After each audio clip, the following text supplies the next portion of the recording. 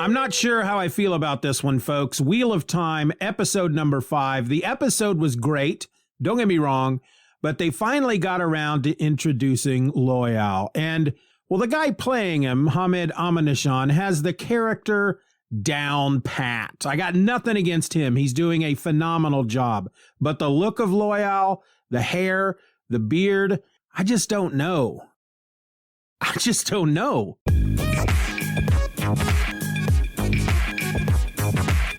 Hello and welcome to The Streaming Fool, the podcast that eats peanut butter straight from the jar. I'm your host.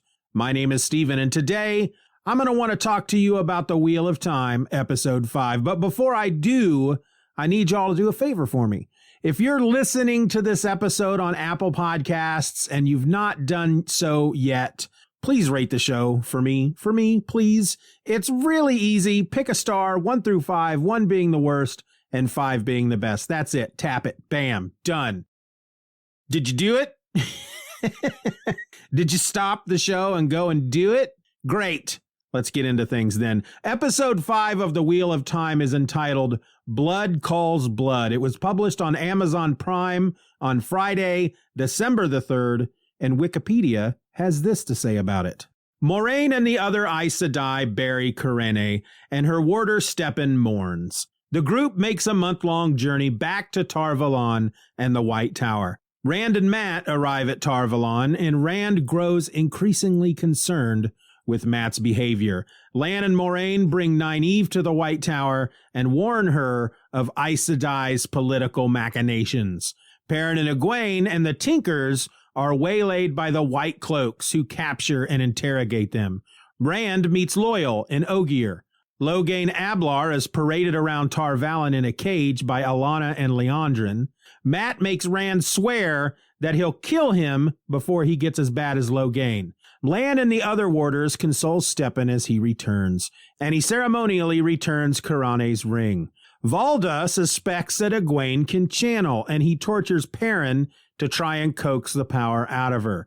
Stepan asks Nynaeve for herbs to help him sleep, and Liandrin maneuvers around Moraine to entice Nynaeve. Loyal reunites Nynaeve with Mat and Rand, and they express concern for Perrin and Egwene. After interrogation and torture, Egwene and Perrin escape, thanks to her channeling and the help of wolves. Liandrin confronts Moraine about Nynaeve. Moraine and Alanna discuss Stepan's mental state after Kyrene's death. Alanna warns Moraine of both Liandrin's motives and the impending return of Siwan Sanche, the Amerlin seat. Lan further consoles Stepan, but is tricked into drinking the herbs Stepan got from Nynaeve, which puts him to sleep. Lan then finds Stepan, who is dead by suicide. Lan serves as the primary mourner at Stepan's funeral, deeply moving Moraine and Nynaeve. So whoever wrote that description, obviously they didn't have a lot of time. The episode just got up on Friday. And but still, they might as well have just bullet pointed it. It's a paragraph, but each sentence reads as a bullet point. It's just a list of stuff that happened, and it doesn't flow very well. So I give you a 3 out of 10 on that description, whoever you are. But I rather enjoyed this episode. We start almost immediately following what happened in episode 4, and the Aes Sedai, along with the warders and Nynaeve, are burying those that died fighting Logain's army, which again really wasn't much of an army. But the nice thing here is that we see the Aes Sedai and the warders. They're not only burying their friends, they're also burying their enemies, or at least the king of Gildan. He's being buried as well. All of these graves are rather shallow. I don't understand why. Well, I mean, you can see that it's the middle of winter. It's really kind of cool. You get an aerial shot, and all the graves are dug in a circular, almost pattern-like fashion. And the ground around, there's snow on the ground, except for around the circle where the graves are. The snow seems to have been melted. Now, I don't know if an Aes Sedai is powerful enough to heat the ground deep enough that digging a grave in the winter would be easy, but I have to assume the reason why they dug such shallow graves is because of the frozen ground. And then I'm Again, I'm guessing they're either going to pile stones on top of them, or maybe as part of the ritual, which they don't show. I would assume they would show it. Maybe the Aes Sedai set them aflame before they leave. We don't know. They don't really show us if there's any real ceremony other than the fact that Alana is singing some kind of funeral song. The Aes Sedai are carrying candles, which Moraine places on Karene's chest. When Stepan carries Karene's body and puts her in her grave, he takes her ring from her finger and puts it on a leather cord around his neck. But after that, we don't know what they do, whether there's any kind of further ritual or not. But from there, we jump ahead. They give us a time jump 1 month into the future.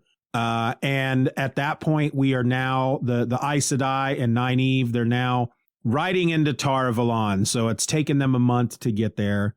And we check in with after Rand or blah shimida bat doody I can't speak. After Moraine, Lan, Nynaeve, and the rest of the warders and Aes Sedai go into Tar Valon, we see Rand and Matt approaching with there's obviously just a constant stream of people going in and out of the city, and Rand and Matt are part of that. Rand looks up at the city, and his eyes are drawn to a mountain, which for some reason he's just drawn to this mountain. He feels like he's seen it before. And the two of them go up onto this outcropping of rock, and they look at the mountain, and then they look at the city. There's a moment as they are walking the road with the other people that a little boy gets close to Matt, and Matt nearly reaches out and knocks the boy down. He kind of yells at him for getting too close. And so, it's very obvious that whatever is happening to Matt, it's not good.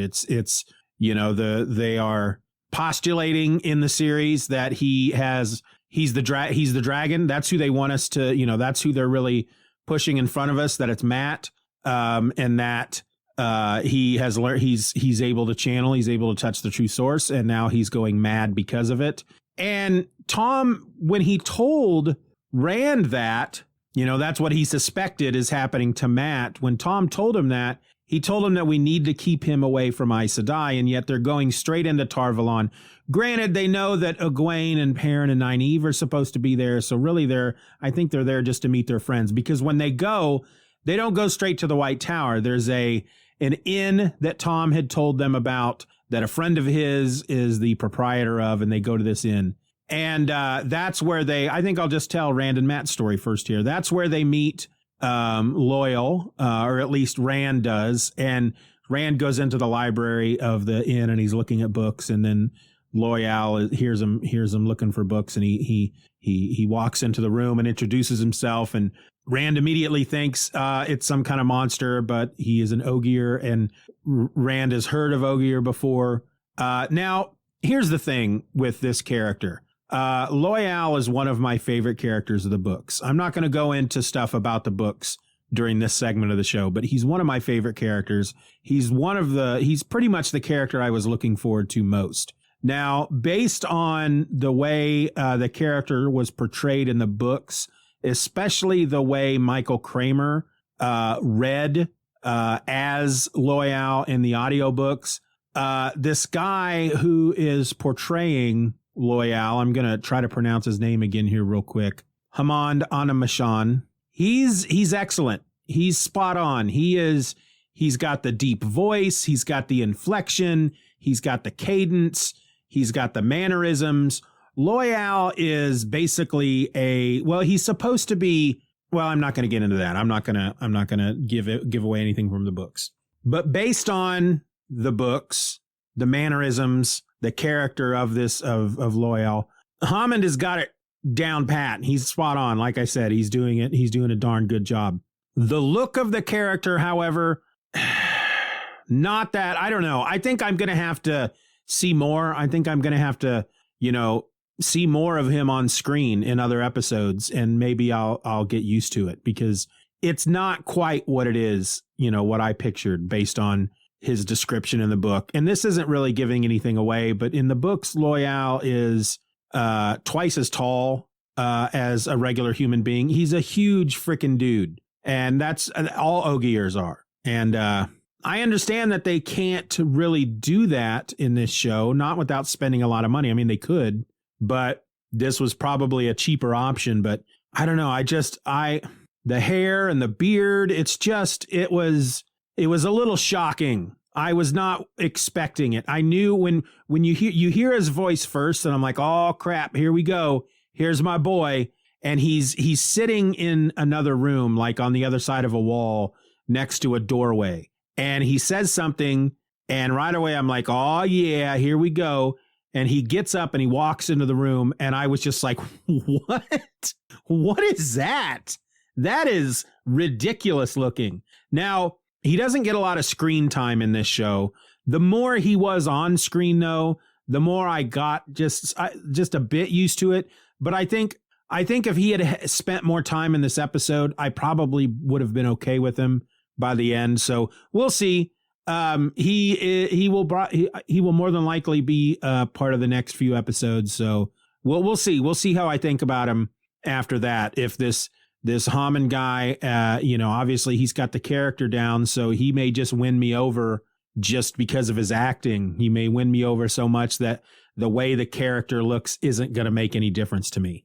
And I've heard other reactions that were quite similar, and many of them were saying how shocked they were and how ridiculous he looked. But then when they rewatched the episode, it felt more natural. So, again, maybe the more I get Loyal in this show, the more I'll get used to it. But anyway, so Rand and Matt end up sitting in a big, on like a wall, watching as Leandrin and Alana parade Logain through the streets of Tar-Valon. He has, if you remember, he's been gentled as of the last issue. I keep doing that. I keep mixing up my podcasts. Issue is for comics. Episode is for TV. In the last episode, he was gentled. So he's just basically a lump. I mean, he's just so depressed that he just lays in his cage. In fact, when they bring him into Tar-Valon, he's sitting on a horse, and they just have a rope around his neck like a leash. And he's just like a lump. He's just like, oh, I don't care, whatever. Do with me what you will. I can't touch the true source anymore. I might as well not continue living. But when they bring him through the streets of Tar-Valon to show everybody, we have captured the false dragon. He is no longer a threat. He's back in his cage, but he's just kind of laying there. And the people of Tar-Valon are throwing, produce at him, lettuce and tomatoes and beets and radishes. And at one point, he looks up. His attention is immediately drawn to Rand and Matt. And it's Matt that he appears to be staring at because Matt just focuses in on him.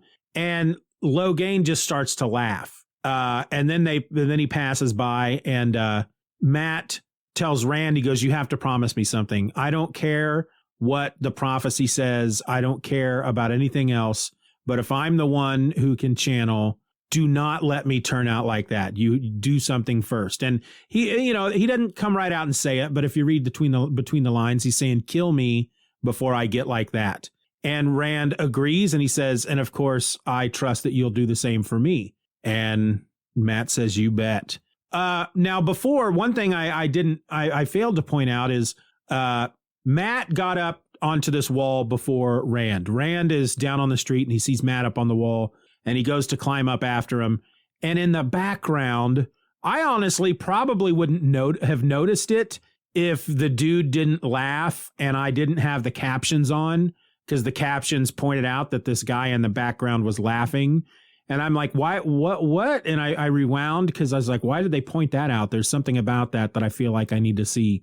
There's a moment where Rand is standing on one side of the street, and in the back, as he leaves the shot, there's a guy in the background. There's a lot of people in the shot, a lot of extras, but there's one particular guy in the background. It's like he's sitting at a table at an outdoor pub almost, and he kind of laughs and then walks off screen. And I realize, holy crap, that's Paddon Fane. We haven't seen him since episode 1. Well, I don't know if that's true. I watched a video where a dude said that's the second time he's seen Paddon Fane, and I assume he meant since the episode.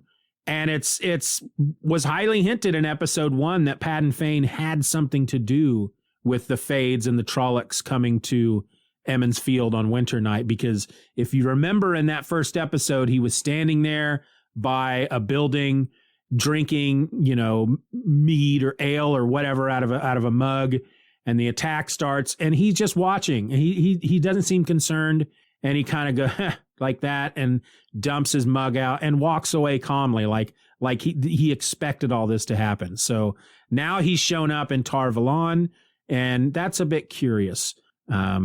But that's about all of Rand and Mat that I can recall. Egwene and Perrin's story in this was really hard to watch. They are approaching Tar Valon. They're in the company of the Tuatha, the Tinkers, and they are in the back. They're like in the back of the line, the convoy of wagons, and they're back there with Aram, and the convoy stops, and they kind of hear some shouting, and they look around one of the wagons, and they see that at the head of the line, blocking their path, are the White Cloaks, Emin Valda and the White Cloaks. And Valda looks up and he sees Perrin and Egwene, and he immediately remembers them from, it was either the first or second episode when they were leaving Emmons Field and making their way to Whitebridge. They were nearing Whitebridge and they ran across, the whole group, Moraine, Lan, Rand, Perrin, Mat, Egwene, and they ran into the White Cloaks with Emin Valda. So immediately he sees them and he wants to talk to them, but the Tinkers won't let them. So no, you cannot talk to him. And Emin Valda kind of laughs and he goes, really, you're pacifists. What are you going to do to stop me? And then all of these Tinkers just link arms and form like a wall of people 4 feet deep, or four rows of people, 4 people deep. And it was this moment where you're just like, okay, all right. It's a protest. How do they call that? It's now I can't remember. Somebody's yelling at their phone or their iPod right now. Nonviolent protest, basically. They're not going to fight back, but they're going to stand there and not let the White Cloaks through. The White Cloaks, however, they're like, nah, we're not gonna just sit here and let that happen. So they just start slapping and punching frickin' Tinkers and knocking them to the ground and forcing their way through. Because, what do they care? They know that the Tuathawan are not going to fight back. And so Aram is in the way back, in the back of the convoy with Perrin and Egwene. And he says, come on, we got to go. Let's get you out of here. And they're sneaking through the forest. And Egwene at one point is like, we can't let them, leave them to the White Cloaks. And Aram says, basically that, look, the White Cloaks are not good people, but even they won't kill a Tinker. And so they're running through the forest, but the White Cloaks had anticipated this, and they sent out a few riders to stop them, and they knock Aram to the ground, and they capture Perrin and Egwene. And then there's just this uncomfortable scene where they strip Egwene naked, and they're washing her with, like, at first they're scrubbing her, like her neck and her shoulders, with a very stiff bristled brush. It's just this rough brush with these, you could just tell it like a horse brush or something. It looks like it freaking hurts, and they're not even using water. And then they start pouring water on her and washing her off, and they're violently combing out her hair and cleaning under her nails.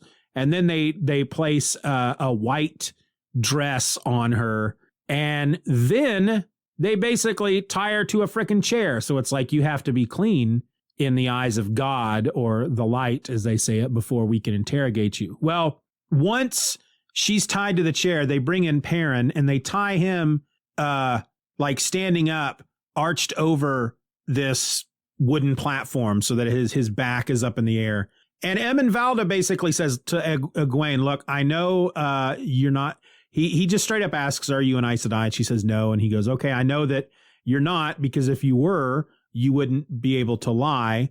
But I do know that you can channel, and you're going to prove that to me, because nobody is going to be able to convince anybody in the Children of the Light that the one power comes from the dark. It doesn't come from the light. It comes from the dark. And once you prove to me that you can channel, I'm going to kill you. And she's like, I can't channel. I'm whatever. And he goes, all right. So he goes over to Perrin and he rips open the back of his shirt and he takes a knife and starts slicing up the back, Perrin's back. And he's screaming. And the first time he cuts into him, we see a close up of Perrin's face and he just roars in pain and his eyes immediately go yellow, which is kind of weird. And so Valda slices him up a bit and then he tells Egwene, all right, here's what we're going to do. I'm going to give you guys some time to decide which one of you I'm going to kill, basically. You're either going to admit that you can channel and I will kill you, or you can continue to tell me that you don't channel and I'm going to kill the boy, Perrin. And he says, either way, one of you is going to die. You guys decide which one it's going to be. And he leaves. And Perrin basically Perrin's like, they're both like, well, I'm the one who's going to die. You've got to go free. And Perrin insists that he's the one that needs to die because he killed his wife. Now Egwene at this point still thinks that Perrin feels guilty because he couldn't save his wife, but then he admits to her what actually happened. And after he's done telling her the story, eventually Valda comes back in and he's like, all right, what's it going to be? And she doesn't say anything. And he goes, okay, here, I'm going to torture your friend to death. The only way you can stop me from torturing him is to channel. Once you channel, I will stop torturing him and he'll go free, but I'm going to kill you. If you don't channel, I will kill him and then you go free. And so he starts to cut into Perrin, and then Egwene tells Perrin that it wasn't his fault what happened to his wife, and he's the one that should go free. And then she starts trying to channel. And Perrin, of course, is very upset, tells her, no, don't do this, Egwene. And there's this moment where you can see the power building up within her, and it glides down her hand, and a flame appears in her hand, and then she kind of throws it at Valda, and it strikes him in the chest. But it's like this little tiny flame, and it just kind of goes poof and puffs out when it hits his chest. It was a really womp moment. And so he's like, all right, here we go. You can channel. I'm going to kill you now. And so he turns to her, and he's basically telling her that, that was a pretty weak channel. That was pretty sad. What you did, that was pretty, you should be embarrassed. And, but as he's saying this, she's actually channeling fire into Perrin's ropes, and she frees Perrin. He stands up to full height. He is a big dude, and just that alone kind of backs Valda down. But then Perrin starts growling, and his eyes are just bright yellow, and Valda he craps his pants at that point, and he's like, oh my God, what are you? And I think they just knock him out at that point. Oh no, Egwene comes up behind him and stabs him in the back, and he falls to the ground, and they run outside, and they find that the entire encampment of White Cloaks are being attacked by wolves. And which was a really nice moment. And because there's just before she frees Perrin, you can hear wolves howling in the distance. And so they're out there, and their wolves are running here and there, and they're killing White Cloaks, and White Cloak stands in front of them and tries to stop them, and a wolf jumps on him and pulls him to the ground and, kills him. And then they make their way toward the horses, and there's a wolf standing by the horses, and it's just standing there growling, and they freeze. And Perrin just tells Egwene, it won't hurt us. And she goes, how do you know? And the wolf approaches them and then just runs on by. And that's their story in this episode. So obviously there's something going on with Perrin and wolves. This is the third time now in 5 episodes that Perrin has been linked with wolves, and now his eyes can glow yellow, and he was growling at one point like a wolf. So I guess we'll find out hopefully what that's all about in the next couple of episodes.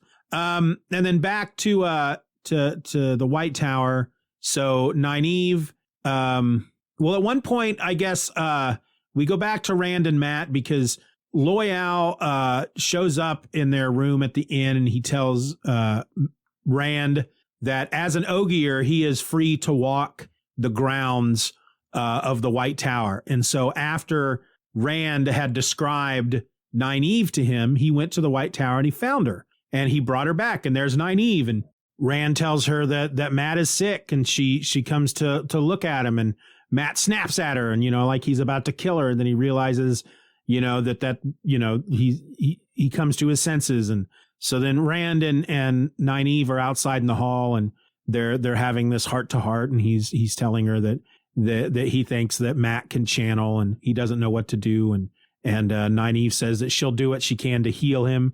And then she tells this story about when Egwene was a little girl and Nynaeve was the apprentice to the wisdom in Emond's Field. Nynaeve had gotten sick with something that they call bone break fever, I think is what it's called, or break bone fever.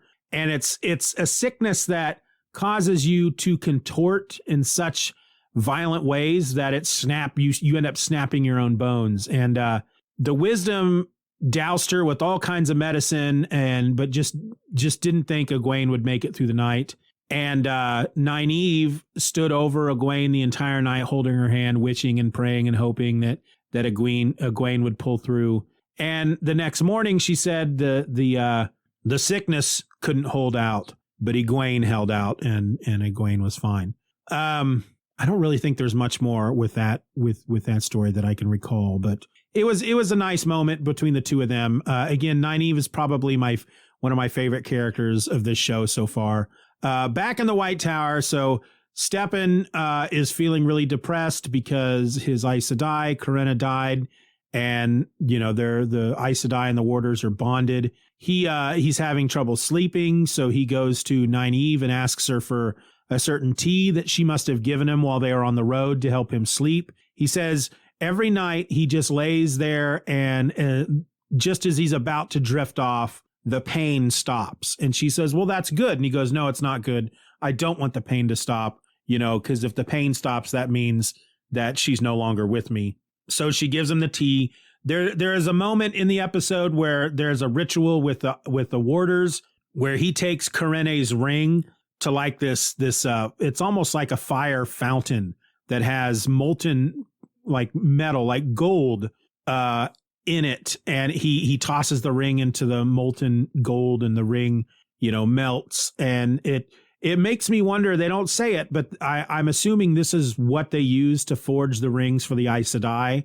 And so when one Aes Sedai dies, they put her ring back in, and so it's they're always connected throughout the years and all that stuff. But Lan goes to stay with Stepan for the night because they had the funeral. Well, the ceremony, he had to dress all in white and throw the ring away, and so they know that Stepan's going to have a hard night. So Lan goes to hang out with them all night, and Stepan mentions that he thinks that Alana will take over his bond, and he's like, I guess that will be fine.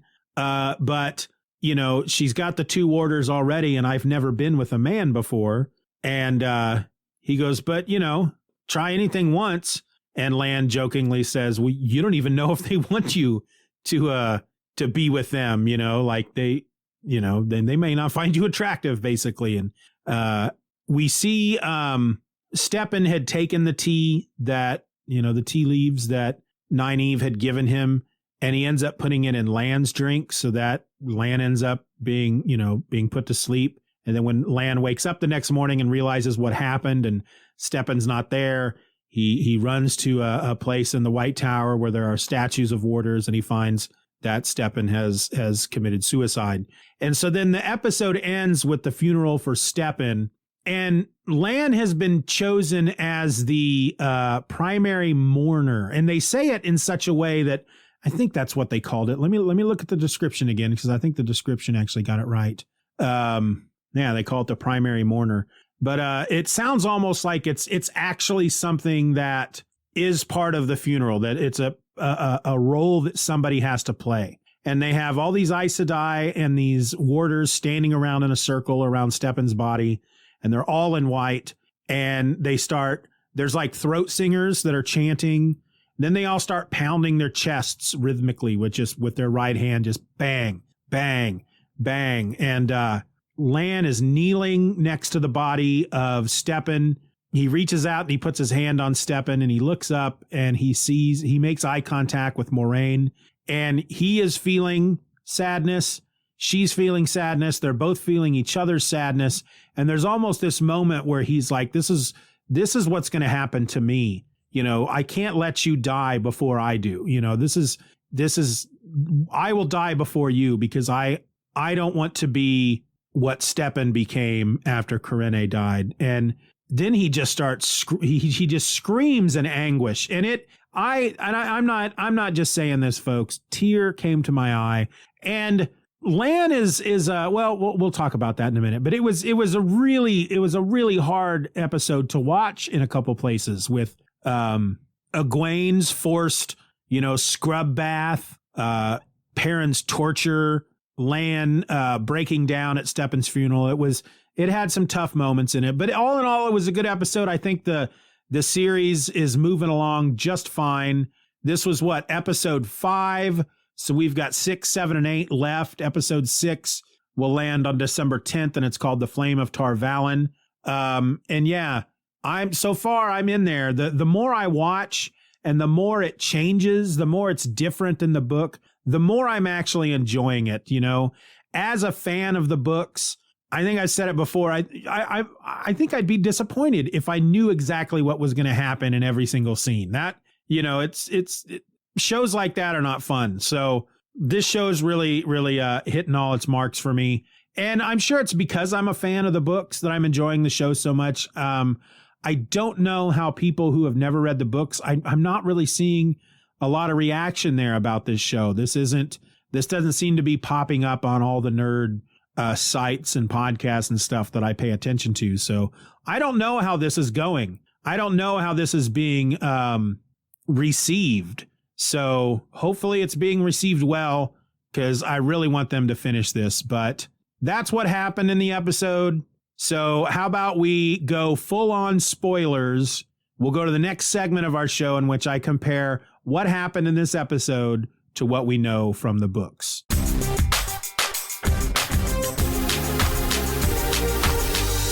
All right, so there's just a few things I want to point out here. The main thing is everything that's going on with Matt. Like I said in the last episode during the big spoiler ending part, in the books, it's Rand who is the dragon, and they have to be still planning on making that reveal that it's going to be Rand.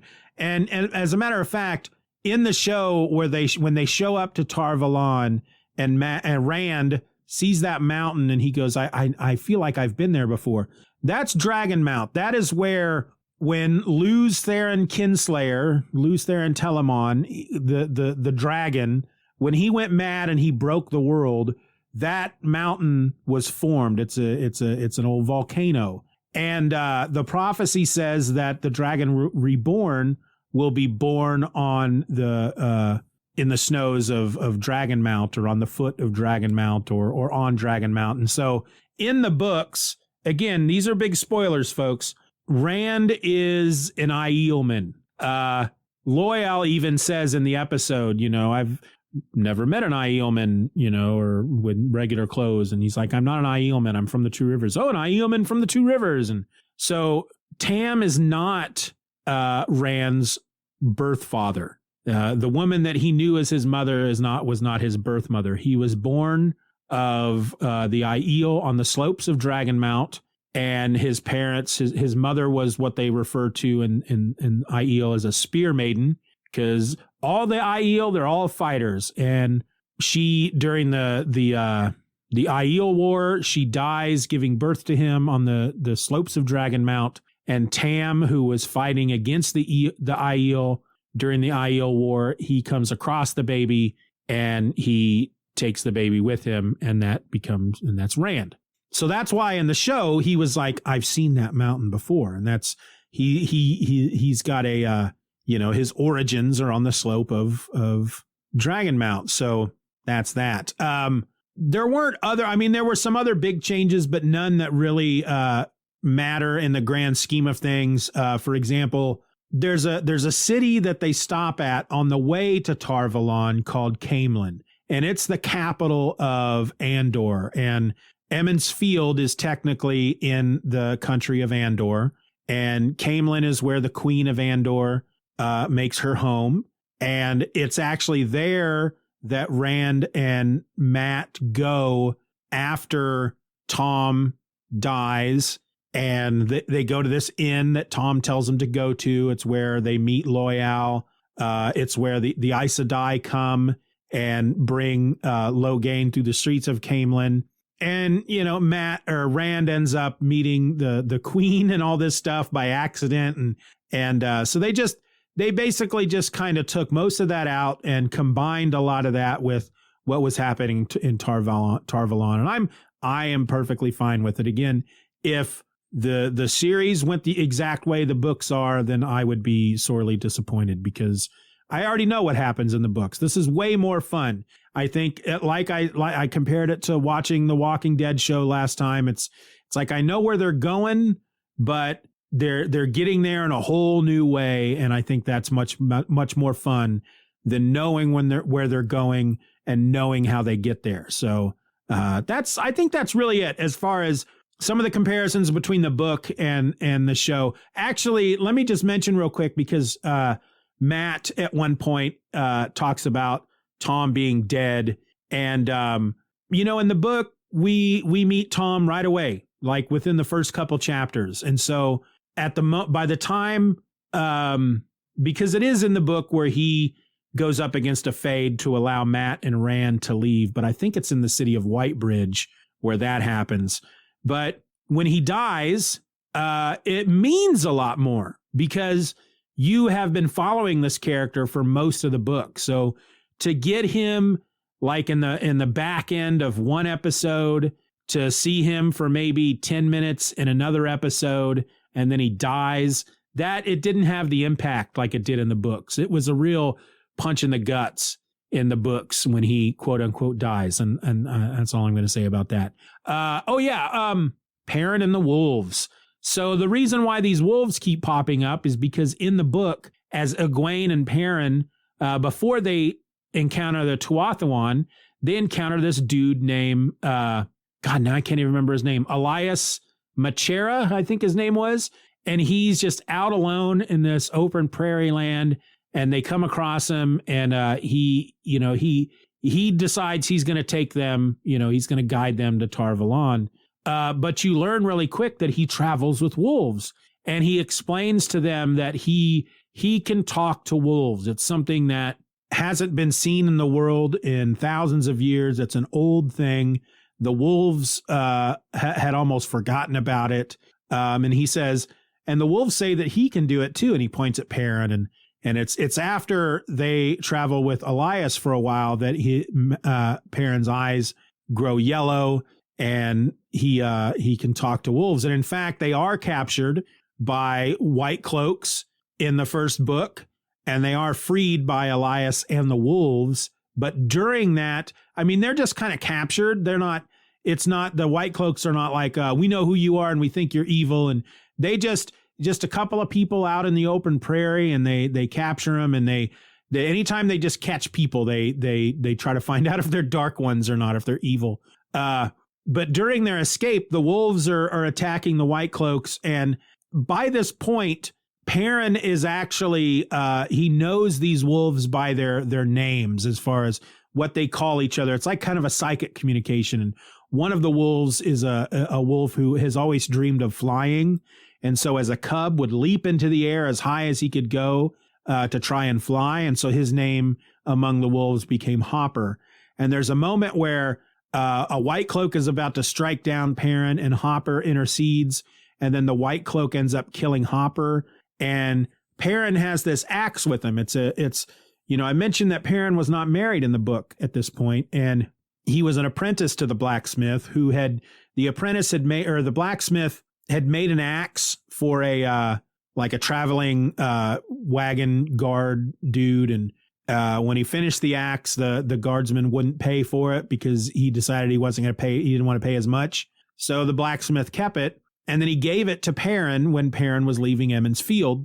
And when Hopper is killed, Perrin just goes crazy. He just goes savage. He goes berserk. And he kills this White Cloak. And then so for most of the rest of the series, and again, I've yet to finish it, I got 2 books left, the White Cloaks are after Perrin for killing one of their own. And then something else happens later that escalates the hatred between Perrin and the White Cloaks. And anyway, it's a great story. And this part in this episode was their way of starting that relationship between Perrin and the White Cloaks, which if they get to tell their 8 or 9 seasons, we're going to see that escalate quite a bit later on down the line. And I'm really looking forward to seeing that. So that's what happened in the episode compared to what we know in the books. And so I guess that means that's my episode, folks. Next week, we'll get into episode 6, Flame of Tar Valon. Until then, my name is Steven, and I'm the Streaming Fool, because otherwise, I guess I'd sleep more. That does actually sound quite nice.